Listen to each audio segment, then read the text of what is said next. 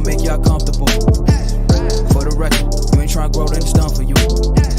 For the record, lab on me going all the way. For the record, ain't trying to link, no time to waste. For the record, for the record, for the record, for the record. That's right, man. It's another week. It's definitely a beautiful day, beautiful night, we should say. That's usually when we start the Homeland Daily. Welcome to episode 68 of the Homeland Daily, always pushing the culture forward. My name is Dane. Let me take the pleasure in introducing the rest of the panel.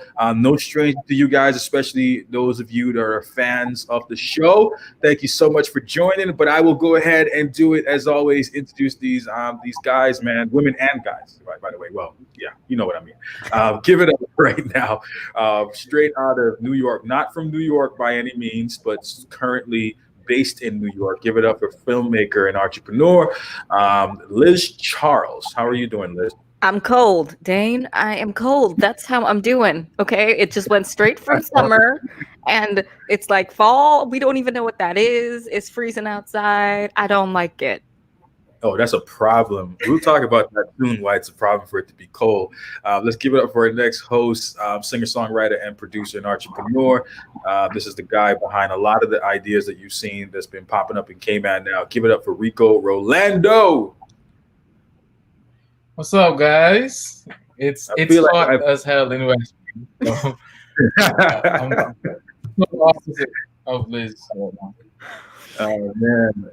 The reason I was saying earlier that it's not good for it to be cold there, isn't it coming close to like flu season right now? It's like this is the new era of flu season. It starts when? When is the exact date? Does anybody know? First of all, I have no idea, and I want to ask if any of you have ever had the flu shot before. No. Yes. No. You have, Rico? Yes, I had the flu shot before. Okay, so I've never done it before, but this year I'm really considering it, given COVID. Yeah. I'm like, maybe. I think everybody should. But you know, I'm like, I'm not gonna say a girl because that just makes me sound ridiculous to think that women are scared of needles. But I'm very sensitive. I'm a child. I'm a little baby when it comes to needles because I know kids don't like needles. So I hate that. Like I just can't even consider going to do it. But because of coronavirus, absolutely, I might make that consideration and actually do that. I love that process of self-editing that you just did out loud. It was wonderful. It was beautiful. I really wish like men in general would do that. All right.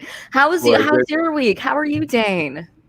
Good, man. It's been, I can't complain. There's nothing to complain about. Look, oh yes, today. It's not a complaint, but this is weird. Like I took my son to school today. And he looked at me halfway when I took him in school. This is my 5-year-old, sorry, because I do have 2 boys, right, and a girl. So I took my 5-year-old. I usually walk him in, spend time with him. Like I've been telling everybody that he's off the kindergarten field, which is a smaller version. I call it Grand Cayman. And he goes to the bigger field, which is New York City. And he's just not there with that yet. So first time today ever, he looked at me when I was walking to the big field. He's like, "You can leave now, Dad," in front of his friends. And you know what? I just felt really bad about how he said it to me. So he kept on repeating it, and he was like, "Yo, Dad, you can leave now. Like you can go." And he's giving me this harsh look. And I said, "Boy, if you make me tell your friends that you still wet the bed, like we will have that conversation with everybody right now." So I just felt bad, but I also felt like I was being like one of those helicopter dads, like hovering a little bit too much. So, He's ready. I'm asking you guys for advice. My friends that don't have kids yet, like, is that a bad thing? Well, Liz has a child, a little dog, but So much knowledge. Is it bad? You remind me of that story reminded me of Nemo. Of like finding Nemo when like Nemo's dad is taking him to school. Like you're just like, let Nemo swim. Okay, let him swim. Even if the sharks take him away, he'll be fine. He'll find his way back. Yeah. Okay. Yeah, I guess so. I mean, I'll try tomorrow. I'll definitely push for it tomorrow. But guys, without further ado, man, we have a special guest that's going to be popping in very soon. But we're going to start this off as we always do. We're going to jump into the entertainment report. A lot of good stuff to talk about. We're going to start local, so let's jump into the entertainment report now. It's now time for your entertainment report. So amazing that this is my life. Exclusively on the Homeland Daily. Man, let's jump into the first one first, shall we? Just over the weekend, we heard that Dr. Lee reported that there was indeed one coronavirus that was a local transmission. So this was something, what that means is that this person had no travel history recently and looked like he got the coronavirus based here in the Cayman Islands locally. Wow. Now, what they're saying and what they're speculating is that this person once had the coronavirus and it still was lingering in his system, which actually can take place. Matter of fact, it has been told that this coronavirus virus can actually happen over a period of time, over and over in some people's body system, right? So you can actually have this 4, 5, 6 different times, it depending on just the capacity of how your body works. This has been an alarming concern for people here because we've been, what has it been? And keep me honest, Rico. I think it's been like 6 or 7 weeks that we've been coronavirus free. So for this to pop up now, this has left a lot of people concerned because I think some of the common questions is, where have this individual been? Who you've been around? Like, we're not wearing masks anymore. Are we going to get back in a situation? Because this needs to touch somebody else. That's how viruses work. Get it out, touch someone, it moves on. It will bleed from East End to West Bay. So I don't know how you guys feel about this. What are your thoughts on this? You know, it's so funny that this isn't funny. It's terrible. It's awful. I hope, everyone's fine. But I'm thinking too about who that person has spoken with. But the thing I'm laughing about is because my mother. So the whole time I've been like, I need to get to Cayman. There are no COVID cases. Every time I say that, she goes, you don't know there are no COVID cases. And I go, well, yeah, there aren't any more. She's like, no, there are no more cases in the sample size. No one has tested me. Unless you test the entire population, you don't, until they test me, I don't know that they have tested everyone. So she's like, I'm still wearing my mask. I'm still wearing my gloves. I don't care if people look at me funny. Yep. The entire population has not been tested. So I guess, Mom, you right. Yeah, man. Well, first of all, moms are all right, but your mom. Yeah. You know what? I'm actually gonna be with your mom on that one as well. Is like, I would rather wear my mask so that no one notices you. So I may be the last one left in Cayman still wearing their mask in Foster's, but it's the best time. It's the best time. Trust me. No one is stopping you. It is, man. I mean, I think recommendations are for folks that are watching this now and people that are concerned when you saw that report come out. It's the first thing is definitely don't panic about the situation because we've seen a lot of countries now have to go back into lockdown phases because, this virus resurfaced. My thing is take proper precautions. This is one thing that we have learned. Wash your hands constantly. Put on hand sanitizers. Like, wear your mask if you're comfortable with doing that. Just don't stop because you feel like everything is good and it's safe. I stay away from certain environments because I just don't feel 100% like this. We have reached the stage where this is completely done. Like I always tell people, we have reached some sort of normalcy. It's not complete normalcy. Like, we're not there yet. So just take precautions, be safe, like practice being safe at all times. Right. We're going to move on from local news to actually international, to our brothers and sisters next door. Jamaica is having similar experiences, but this is actually worse than a bit, where it's spiked up. The numbers are getting like pretty much, I would say the words, out of control over in Jamaica. And in some cases, Liz, less than 24 hours, they've had high spikes in coronavirus in Jamaica. And this is just next door. They are actually projecting by 2021 that 17,000 people would have died in Jamaica with the coronavirus. That's a high number. Perhaps if we think about it, the reason I say Jamaica is brothers and sisters, because they are. Out of that 17,000, that perhaps might be someone that we know over there that might have died from this virus. So that's why I take this very critical. Lives lost at all is sad, but just knowing that this could actually knock on your front door, I think is a little bit more even disturbing. What's your thoughts, Liz? Yeah, I mean, when Jamaica started spiking a few weeks ago, it was shocking a little bit because it felt as though they had finally kind of calmed things down. They were doing the tourism was starting to come back in, all of those things, and then this spike happened, and it has been quite intense. And I know that those who are working in the medical field in Jamaica, because that's a lot of my family, they are feeling it. Like the doctors are just feeling so exhausted and overwhelmed because things have intensified at such a quick rate. I mean, and I think medical professionals and everyone in that field in general has felt it throughout the crisis, where you have people who have been wanting to do this career their entire life, and now they're like, I think I've given everything in me, because it's just no one would anticipate the kind of capacity versus the demand of people needing to come in. So definitely prayers for the island, and hopefully they'll be able to get it under control. Absolutely. 298 of the cases that they're reporting are actually imported cases. So this is people traveling from the United States of America. Now, this is something that we definitely need to take notes on, that opening up the borders way too soon might actually be something that we may have to rethink. And especially, I'm going to drop this in, we've just heard recently of the UK actually spiking in cases also, and putting in certain restrictions now. I heard that the first one I heard, which is, I know it's going to be upsetting to a lot of people that live in the UK, was a restriction on what time you can actually go to the bar now. So the bar actually shuts down at 10 p.m. And I know that was going to be devastating for a lot of people in the UK. For some reason, I found that funny. Like, why was that the most highlighted news that came out? Hey, you can only go to the bar before 10. And that made me chuckle a little bit in the car when I heard that news. But yeah, we just have to be very careful, and we have to remember, guys. I think a lot of people make the statements a lot of times, oh, this is on the government. This is the government's job. No, this is everyone's job. So don't forget, we elect the government. Like, they work for the people. So we have to hold our government accountable. If you don't feel safe, if you don't feel like this is not a good idea, or something that we need to reconsider, or maybe you have an idea that they haven't thought about, you have to speak to your representative. You have to bring it up, because the one thing I don't want to face is going into a lockdown phase again. That was depressing on a lot of people. Yeah, I know. Again. And you know what, Liz? I don't think people understand. We have not felt the after effect of what's going to take place on this island after COVID-19. Like, we haven't felt it yet.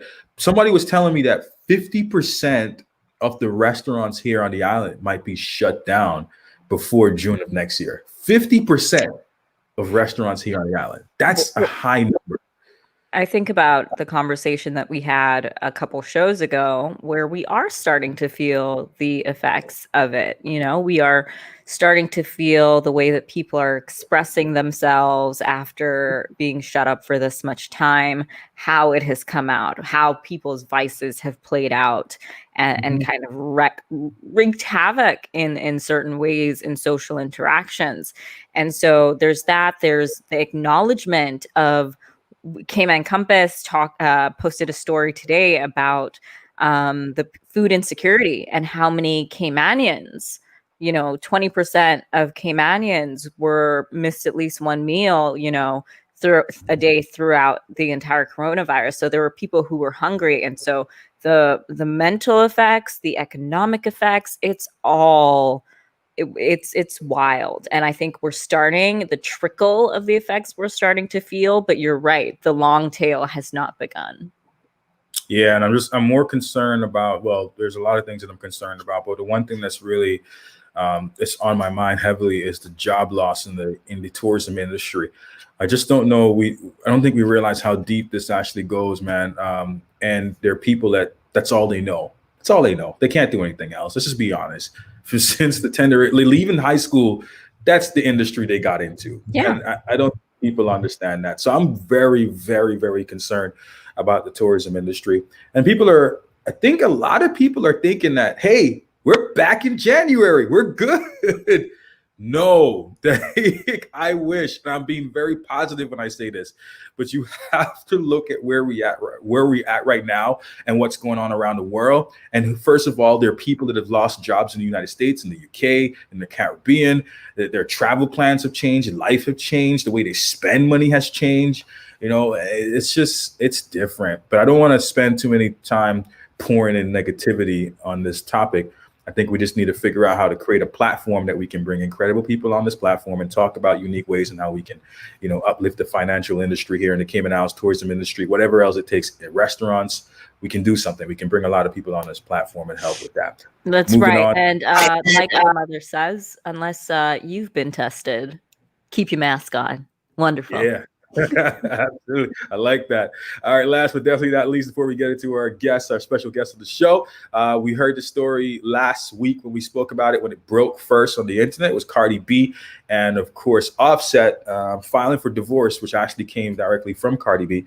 She went on the internet yesterday to address some speculations on why she filed for divorce. Apparently, people are speculating that Offset got someone else pregnant. That is not the case. She's actually made that statement. You know what I love about Cardi B? It seems right now of her baby dad, man. Like, we can call him that now because they're filing for divorce. But she's very protective of him, and she even went on making statements that, hey, we have a daughter to raise, and that's still very important to us. So, you know, we got to be mature here. And I just want to address some rumors of what you guys are speculating, that this is not true. This is not what I've never seen anything like that. Like, it's very hard, especially in Hollywood, that we see the female get online and she's like, hey, he's not a bad person. He's a great person. We just decided this is not going to work. And we have a daughter to raise. And I just don't see much in Hollywood. What about you, Liz? Well, I think Cardi has always kept it, you know, very real. And the truth is, I think she's doing what a lot of women do. Maybe not celebrity women, but a lot of women, in fact, when they get a divorce, when they're having marital issues, they try to make sure and protect the father of their child, because at the end of the day, it becomes very much about protecting that child. And so they'll speak positively about that man. They'll try to make sure everything the child sees and hears is about that man. I think a lot of women do that in general. But also, I think Cardi clearing it up is really interesting, because I was listening to conversation on this and people were just like, yo, it's a COVID divorce. Like, it's just, this is a public example of a COVID divorce. And, you know, there are those relationships that might have had, you know, shaky foundations to begin with. And then you're sitting all day with this person every day. And this is just it. So, you know, I mean, they made a choice. She made a choice. And it's just it.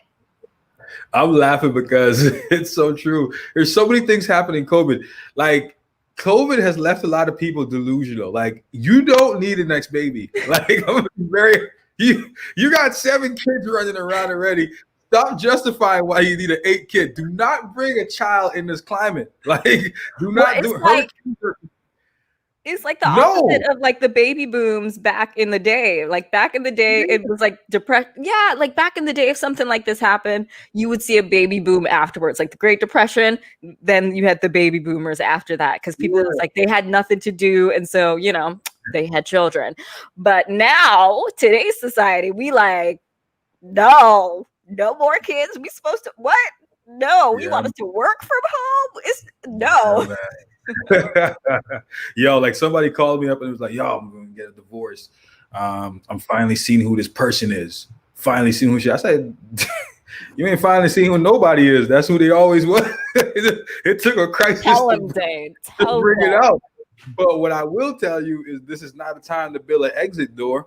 I don't believe in people just throwing away marriages, man. I feel like there's always something to work on. Like, you got to work on, unless that person is, if like emotionally abusing you or physically, I will never tell anyone, look, get rid of this. Relationships are things you need to work on and grow into. And just like how you have disagreements with your brothers and sisters, your mom and your dad, don't think that that person is going to be perfect. And your eyes, I tell this to all my men, by the way, like, just because you got married doesn't mean that girls no longer exist. I'm just going to be very honest. Matter of fact, you see more girls more than ever. That's why you battle with the flesh. Like, you have to figure out how to always pick your spiritual soul over the flesh. I call it like joining the Holy Spirit and forgetting the flesh. You battle that every day. And I think that's when God is actually pleased. Like when you wake up and you're like, oh, that girl is really fine, but I choose not to lust. You know what I'm saying? I choose not to look at that girl. I choose to remember that my wife is way better. Like, that's a beach that's perfect, you know? And I think that's what men have to remember, man. So don't think your eyes become shut because you get married in COVID-19. I'm out here looking for a man who's looking for a beach. Also, I'm just gonna throw that and continue. A little bit of chocolate sand, it's fine. What did you say? I said some chocolate sand. I'm some chocolate sand. Oh, you added the flavor that you wanted to. All right, perfect, man. Perfect. I ain't mad at you. All right, man. Let's give it up. We have our special guest. That's the end for our entertainment report. And Rico joins us back just in time. Honestly, guys, I don't know what's going on with the internet in USP, but it's on a whole different level. That's you know how I know you're frustrated? I'm gonna tell you how I know you're frustrated. You started off with a hat. I literally just. You had a hat when the show started. Let's give it up for our guest tonight. She's waiting patiently in the background. She is a lawyer and recently just added this to her resume. She's now a life coach also. Also, she wear a lot of hats, Chanda Glidden. A lot of hats. Hi. First of all, before we get into that, I just want to thank you for giving us the most important asset you have, and that's your time. We really appreciate you being on the show tonight, Chanda. And we have a lot of things to discuss, especially around mental illness and just, you know, positivity, and just you also just your resume, talking about what you've been through and where you're going in life. Yeah. So thank you so much for being on the show. If you don't mind just telling our audience really quickly a little bit about yourself, for those who aren't acquainted with your work, would you mind just sharing what your passions are and what you do and how you advocate for people? Ooh, okay, well, the very short version, I am a lawyer, a life coach, life and leadership coach, and what else do I do? Notary. I have several businesses as well as an entrepreneur, some that I am a quiet partner in because I cannot stay silent about certain things, but I'm a quiet partner in some of them. And some of them I am leading on my own. I also have a passion for advocating for women. I'm a Christian. What else is going on in my life? So I do a lot of work with BPW as well, and Journey Ministries. That's my church. And I think those are probably the quick highlights. So just I'll do a little plug for BPW because we always do the Silent Witness March, which is coming up next month. So those of you who can come out to that, please support that while being safe, obviously. Yeah, it is, man. And I know that you do, obviously you have a tons of hats you say throughout the community, and we've all been aware of that, but tell us a little bit about life coaching. Now, I know that's something you're started getting used to now, working in the grounds. How has that been for you so far? Absolutely. So I've been qualified as a life coach for 3 years now, late 2016, 17. And it's definitely been a journey for me. I've unofficially been a coach for all my life because I was a peer counselor in high school. So it's something that comes very natural, but I went down the law track for a while. And then it just got to a crossroads where I was like, okay, there were no legal jobs. I was working at HSBC, that shut down. And then I was like, well, what's next? And I talked to my boss and she was like, if you want to go for this training, do it while we're winding up, and then you can go into something else. So the journey kind of fell into place for me, kind of by faith, right? So I took that big leap. I left law for a little while just to venture out. And it was one of the best experiences because in learning how to be a coach, I learned a lot about myself. So the training, and this is where I will caveat that life coaching is a profession, just like anything else. It's not something you wake up and be like, I give good advice, I'm going to tell people what to do with their life. That's not what it's about. Yeah. It's really about helping people see what they're missing, because sometimes we're a bit blinded by our own realities and our own stories. So it's really just helping them get to where they want to be, not choosing their path for them, but just guiding them. There's a lot of scary things. Sometimes we're just afraid to take the next steps. Sometimes we're afraid of who we are, what we're capable of. And you just need some encouragement, some support, somebody who's going to mirror that back to you. And I consider myself a very bold and compassionate coach. So I will hold your hand, but I will tell you that you're talking foolishness too. So, and what is it like? You may have that person that's super successful within life, but they're still wanting that time to be able to be coached by someone. How do you give them those bold answers? They're super successful, but then you notice something that missing within their life. How do you break those sort of barriers with them? I ask for a lot of permission with my clients. If somebody comes to me and they're like, I want to change something, or I'm noticing something, or I'm stuck in this particular area, because we don't always need coaches. That's my personal opinion, that we go through phases and stages and seasons of life. So sometimes we're on it and sometimes we need a little bit more support. So just like sometimes we're not feeling well, we need a doctor. It's a resource. It's not something that you may need every day. But if somebody notices, hey, I'm struggling in this particular area, whether it's work, romance, whatever it is, I need somebody to kind of walk me through it, help me through that. Then I'm just like, all right, are you willing to make the changes? Are you willing to put in the time that it's going to take? Can I be bold and honest with you? And even in the moment, if something comes up where I'm like, yeah, you're saying one thing and you're doing another thing, and I need to reflect that back onto that person. I'll be like, I need to tell you something. Are you ready to hear it? Or can I be honest with you? Or can I tell you what I'm seeing from my side? And sometimes, you get the little brace up for a moment and it's like, okay, let me have it, Chanda. And I'm like, but I promise you, I will be here to work through it with you. So even if it's scary, even if it's something that you're not ready to be affronted with, if they say no, I'm like, okay, come, we can talk about it another time. Where do you want this conversation to go? But if they're ready to hear it, I always reassure them that I'm going to be here regardless of the outcome, good or bad, and we'll get through it. I love that. Hey, man, listen, I think one of the things I struggle with is like time management. I'm okay with telling people that. I say it to everyone. And recently, I got a promotion at work. And one of the things the person asked me is like, hey, what do you want to work on? And I said, my time management. And she gave me this gem that's been working. And it's like just basically adding everything into my calendar, everything. I mean, like picking up my kids, or this is gonna sound weird. It's gonna sound very weird, guys. But even put in like intentional, like this weekend, like a date night. If you want a date night, simple things like that. It has worked wonders. So what I want to ask you is like, do you think people perform differently when it comes to that? Because some people, when I told some people that, they were like, well, that would never work for me. Like, how would you attack someone that's saying, hey, I need help with my time management, I need help with myself? Like, how would you tell them to, would you assess them first? Yes, but the simple high level answer for the time management thing that I think applies to everybody is just realizing what your relationship with time is. Now, I consider myself for a very long time a free spirit. I don't want to be trapped by a calendar and I want to do what I want to do. And my coach actually said to me at one point, well, suppose mapping out your time would allow you to have more freedom. And I was like, how? I don't understand.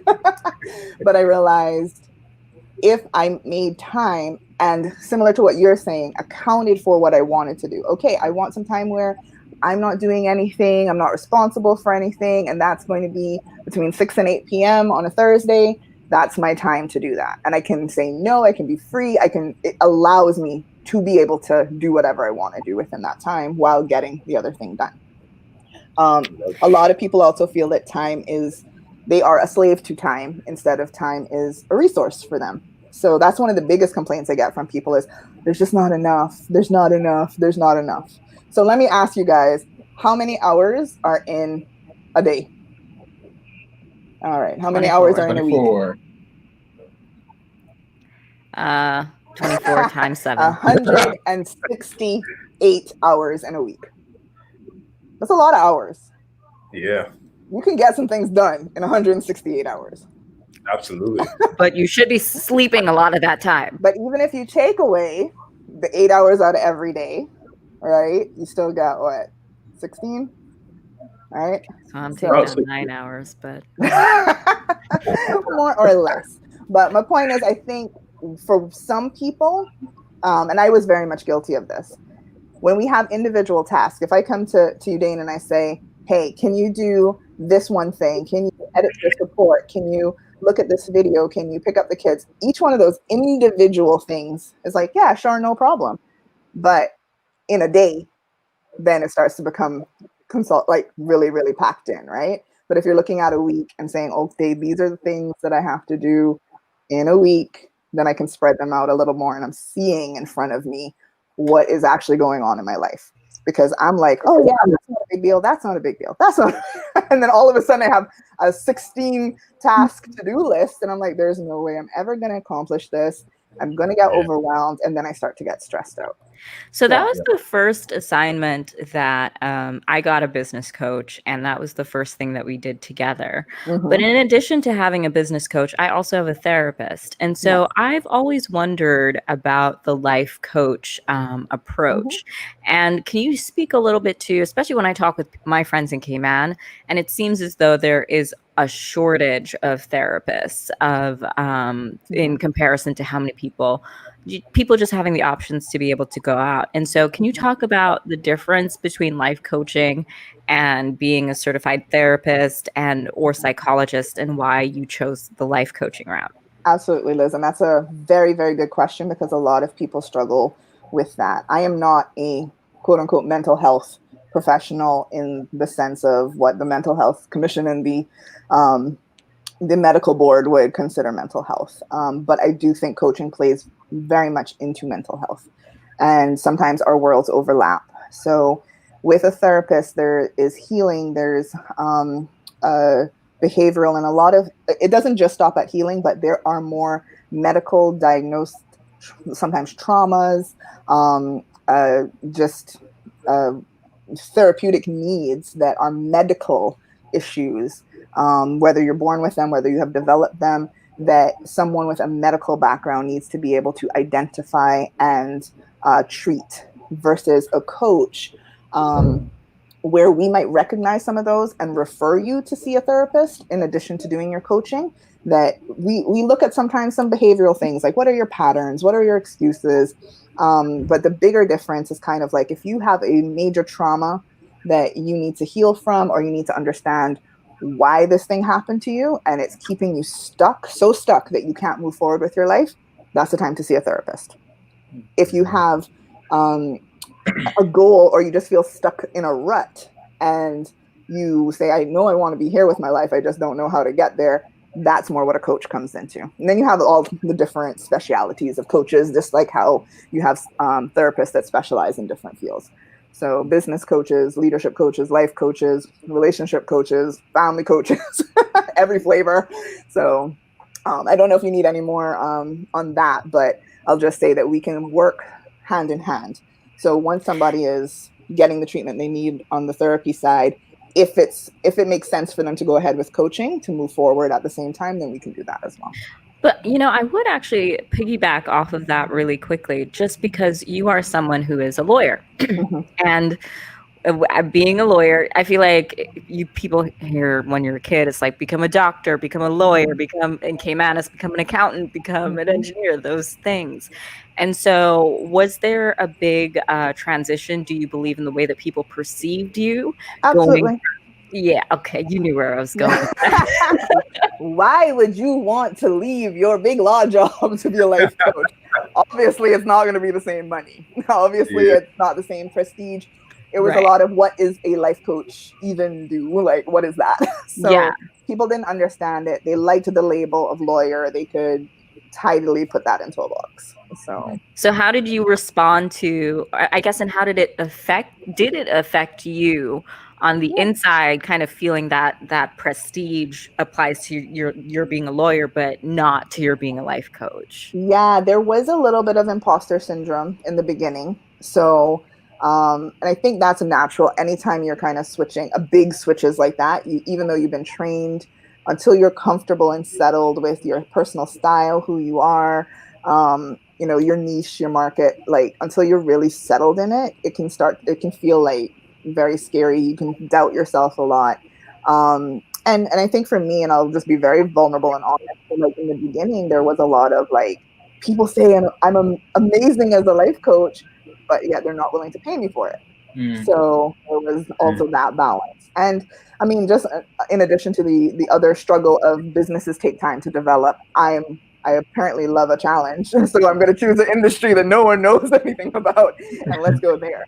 But I found it as a great opportunity to explore myself, to explore, like I started doing a show, not a show, but like a little reality Wednesday clip.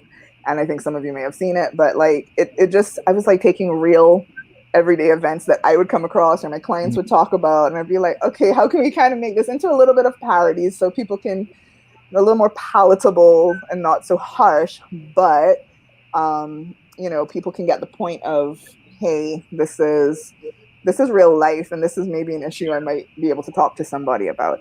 And ever since I started doing that, I would walk into rooms and people would be like, hey, you're a life coach, right? I'd walk into like, conferences or events. And even one day, like at Yoshi's at the bar, this chick leans over the counter and she's like, I think I've seen you on Instagram before. You're a life coach. I'm like, oh my gosh, I'm Instagram famous now. Awesome. But that's amazing. You built your own prestige into it. So you were like, I'm not a lawyer anymore, but I'm going to elevate this profession for me. Yeah. That's amazing. Thank you. Thank you. And Yeah. I think it helped a lot of people just understand what coaching was as well. Awesome. And my question would be to you is, how young is too young to have a life coach? Now, we have so many young people that are graduating every year, and then some of them are sometimes without, what to do next. So what's the next thing that I should do? Should I go to college? Should I wait a year? Should I just have a job and then see where it takes me? How young is too young to have a life coach? Well, personally, I've worked with teenagers, the youngest being 16, and sometimes it's a little difficult with younger people for two reasons. It's not that you can't mentor or guide them, but the hardcore transformational coaching sometimes isn't the right fit for younger people unless they are very much of a certain mindset. So you have some extremely mature teenagers that kind of know what they're wanting to do, understand who they are a bit more. So I think if they have that ability to take some personal responsibility, then you can start working with them. Because a big thing is they have to be willing to make the changes. So I think young people don't always have the maturity. They don't have the consent because they're still minors. So sometimes it can be a bit challenging to work with them. But I would say even just like post high school, college, it's a great time to start. Once you really are serious about trying to get on track and go a certain way. That's amazing. Yeah, that is really cool. I think I've heard recently, because this is an entertainment show, and we always put that tagline, pushing the culture forward, but it has to do with entrepreneurship, caring about our island, our culture, and also just entertainment too, because both myself, Rico, and Liz, well, all of us come from an entertainment background. Even you, Chanda, you always supported a lot of entertainers here on this island and even offered your services as a lawyer. I heard in an interview recently, Liz heard that same interview with Pastor Mike Todd, where he actually, brought up being a public figure is a trauma. Like it's actually a trauma, and people don't realize that. Like for Rico to be a singer, he goes through traumas every single day because there's things that's happening to him, and he doesn't understand it. And speaking to someone, it's such a big thing. Like you have to speak to people, especially if you're in the entertainment business, because it is one of the industry that messes with your ego a lot.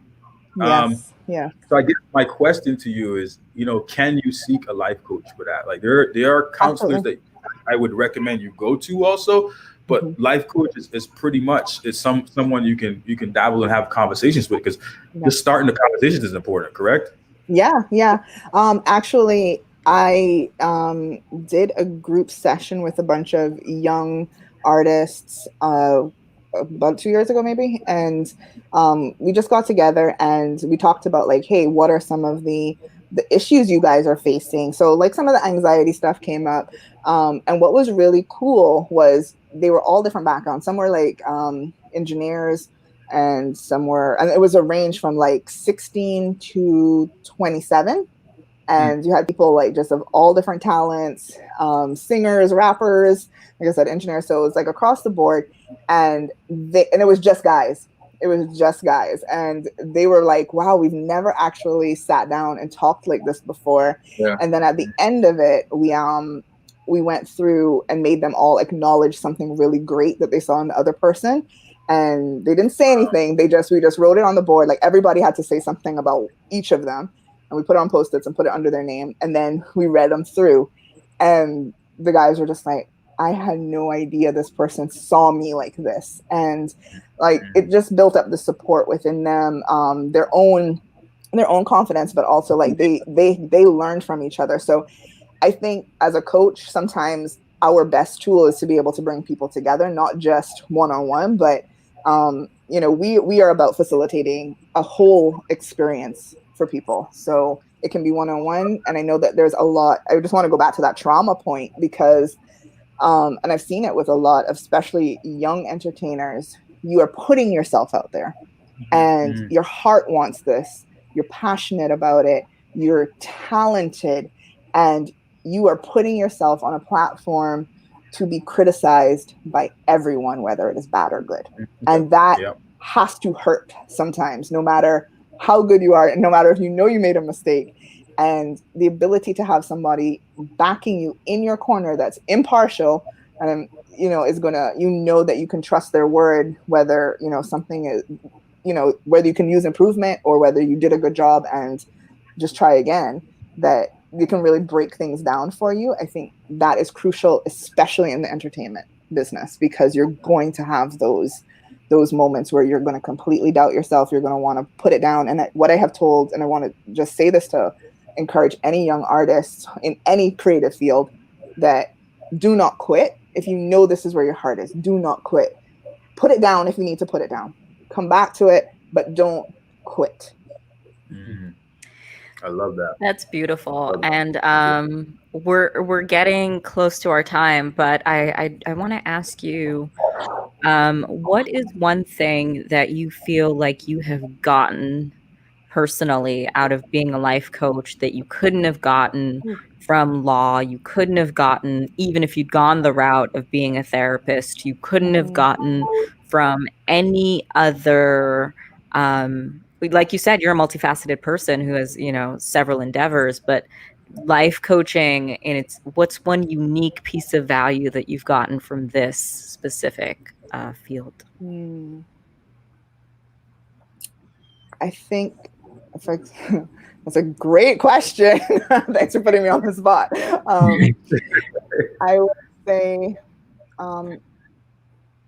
peace in who I am, like absolute comfort, security of being in my own skin, knowing who I am, knowing what I'm going to accept and not accept in my life. Like just that piece of that sense of confidence. I don't think anything else could have given that to me. Wow. That's amazing. How do you think you find that peace though?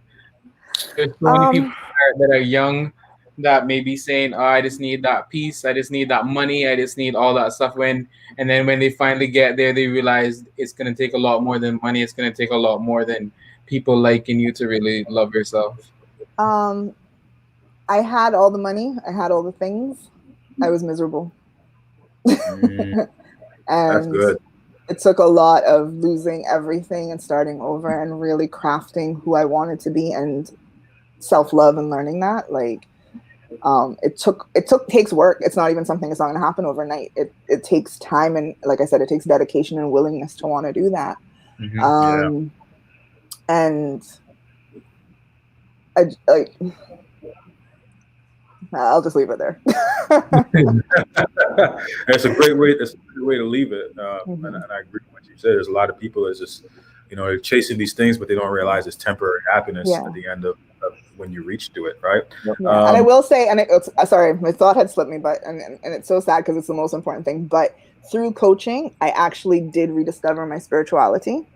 And that was part of what was like, it's so second nature. I don't even like think of it sometimes like, no, that's just natural. But no, like I had been, and I was looking at my baptism certificate and I was like, wow, it was 2009, September 2009. I went through I got baptized after being in an abusive relationship for several years. It was traumatic. I just found my spirituality back then, decided I wanted to get baptized, and I was very happy, very at peace. And then sometimes the world just has its way of getting to you and you get knocked off track. And I just found I was looking for happiness in everything, the next job, the next dollar, the next boyfriend, the next whatever. And I was very unhappy. And then when I did the coaching course, a big piece of that was spirituality and connection with spirit, with others, with yourself. And that's when my phase of rediscovery started, and I went and I explored spirituality a little bit more and different customs and whatnot. And I thought back and I said, Chanda, when was the last time you were really at peace and happy and didn't feel stressed out? And I was like, oh, it was when you were connected with God. And then I started heading back down that track. So, and then it has been exactly like 10 years and 1 month since I got baptized last year, October. So it's 10 years and 1 month since I've been on that journey. So life is a journey. Like, guys, don't think that you're going to be perfect. Failure is not fatal and success is not final. So that's a Winston Churchill quote. And, I live by that. Like, failure doesn't mean anything. It's just, okay, how can I do it better? Mm-hmm. And when you get to the top, then if you don't keep and maintain that being at the top or look for the next thing to be at the top of in a good way, in a healthy way, then, you're going to slide back down. So it's maintenance, it's growth, and it takes cultivating. You go through seasons just like plants. You have to turn the soil, you have to seed, you have to grow, you have to harvest. And then sometimes you start all over, but or sometimes you're a big tree and you just go through your seasons of bearing. Yeah, man. I was gonna ask you for your final thoughts, but it kind of felt like you added that up. I mean, is there something in less than 20 seconds? We're getting ready to wrap up the show, but something in less than 20 seconds you want to say to someone out there that's listening right now that's very important to get from this message tonight? Do not be so hard on yourself. You have already survived 100% of your worst days. Gems. Dropping gems. Love it. Liz, we're going to jump into you too. What's your final thoughts before we wrap up the show tonight? Oh, man. My final thought is, how can I get that quote on something on my wall? Like, literally, I love that you said that. I never heard it before. And so thank you for exposing me to that. But the idea of deciding to implement in your mind and deciding to believe, because it's a decision. Because I go, I could think about failures that can be fatal, but it's about deciding that you are going to believe this and that you're going to implement it in your life. And I think what you're doing is wonderful. Thank you so much. Thank you. Yeah, definitely. I would also want to say the same thing. I just want to thank you for coming on the show. And I would really love for you to do one of those other group sessions again where you bring a bunch of artists involved. I would love to be a part of that. I think that's definitely needed within our community. I think a lot of the time as a new artist especially, you're always feeling the ups and downs and why is my page not looking like other people's pages and why I'm not getting the same feedback and stuff like that. I think that's definitely to do with how we really value ourselves and where we plan to go. And I just really want to thank you for that. And hopefully we can get another one of those going very soon. Absolutely. Let's make it happen. Yeah, definitely. I'd love to see that. Guys, we're coming to the end of our show, episode 68 of the Homeland Daily, always pushing the culture forward. Let me speak to the entertainers for a bit before we end the show. Just less than 20 seconds. I work in the telephone industry, not only just the entertainment. And one of the things that we've always told consumers is that if you want to fix your phone, 90% of the time, it's just a reset. You just have to turn the phone off and turn it back on, reboot the phone. As a human being, I think we need that. I think we need to reboot ourselves. We need to reset ourselves. What does that mean? Just means picking a day, Not going on social media, not going on the news, not entertaining friends, sitting in the room and just being at peace with yourself. Reading a book, discovering yourself, writing down your ideas, ticking them off, and get it done. Some of the most successful people are successful today because they managed to do those things. It's okay to reset. It's okay to not be busy. It's okay to just sit down and just be at complete peace with yourself. Some of the greatest ideas in the world were done in the bathroom, in your bedroom, where you found peace, absolutely peace. That's where your next great idea is. So listen to the words of what Chanda said today. It was so remarkable to have her on. Liz is also one of those inspirationals behind things like that, resetting. I've spoken to Liz sometimes. She said, hey, I'm just like having a lazy day. And perhaps coming out of that lazy day came out a great idea. And Rico also, he can say that, because I know there's times Rico just does not want to be bothered. And that's when he's coming up with his greatest ideas at that point. Album, maybe his new company that he's working on. So just do that. Please be at peace with yourself and just reset yourself, reboot. All right. So that's it for the Homeland Daily episode 68. If you want to recap this, hey, it's available on Spotify, YouTube, and Facebook by searching the Homeland Daily. Go ahead and share this link. Share it with someone that needs to hear this message tonight. And we'll see you again next week, Tuesday. We have a very, very special guest coming on the show, so I'm excited about that. But we always have special guests here, but we're going to turn it up a notch next week, Tuesday. So make sure you keep it locked. We are the Homeland Daily. Peace. Have fun, y'all.